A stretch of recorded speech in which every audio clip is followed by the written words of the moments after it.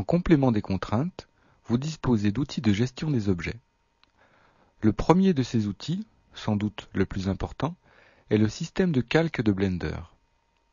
On dispose de 20 calques que l'on peut activer ou désactiver dans l'entête de la fenêtre 3D. On active ou on désactive un calque simplement par clic gauche, et tout comme pour les objets, la sélection peut être étendue en maintenant la touche Shift du clavier enfoncé.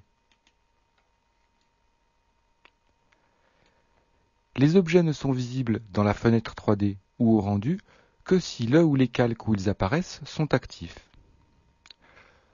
Le système de calque qui se trouve dans la fenêtre des boutons des objets, donc dans le panneau Draw, nous permet de déterminer ou de savoir quels sont les calques où apparaît l'objet sélectionné.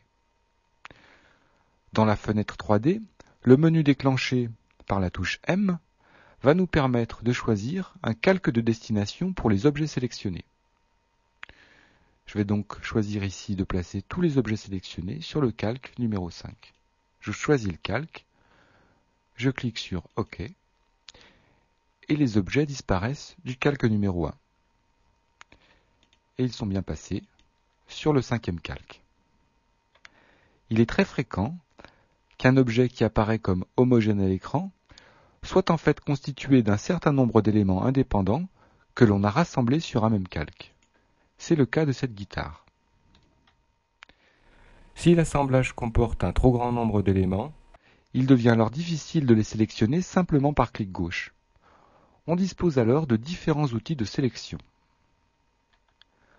L'outliner, tout d'abord, présent ici à gauche, qui grâce à sa vue en arborescence, nous permet de sélectionner n'importe quel élément de la scène. On constate aussi que l'outliner fait apparaître les hiérarchies parent-enfant qui existent entre les objets. En complément, les menus Select de la Toolbox ou de l'entête disposent de plusieurs outils de sélection très pratiques.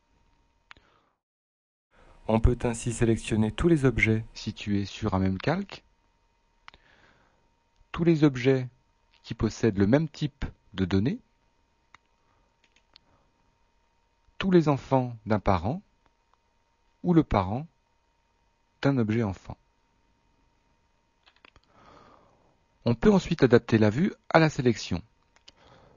Le point du pavé numérique va donc recentrer la vue autour de la sélection. Le signe divisé de ce même pavé va faire passer la vue en mode local. Dans ce mode, seuls les objets sélectionnés restent présents à l'écran. Pour sortir de cette vue locale, on appuie une seconde fois sur la touche divisée du pavé numérique. On a enfin les groupes qui sont une nouveauté depuis la version 2.42 de Blender. Leur but est de faciliter la gestion et la sélection des objets. Contrairement aux contraintes, les groupes n'entraînent pas de dépendance entre les objets. L'outil de gestion des groupes se trouve dans le panneau des boutons des objets. Le bouton Add to Group va nous permettre de créer des groupes ou d'inscrire l'objet sélectionné dans un groupe existant. Je vais donc ici créer un nouveau groupe, Add New, et l'objet sélectionné y est automatiquement ajouté. Ce groupe a pour nom groupe, je peux le renommer, et je peux sélectionner un autre objet pour lequel je vais pouvoir ajouter un nouveau groupe ou que je pourrais ajouter au groupe précédemment créé. Avec l'aide de tous ces outils de gestion, de sélection et de visualisation, vous pouvez alors vous concentrer sur l'essentiel et garder l'esprit libre pour des tâches plus créatives.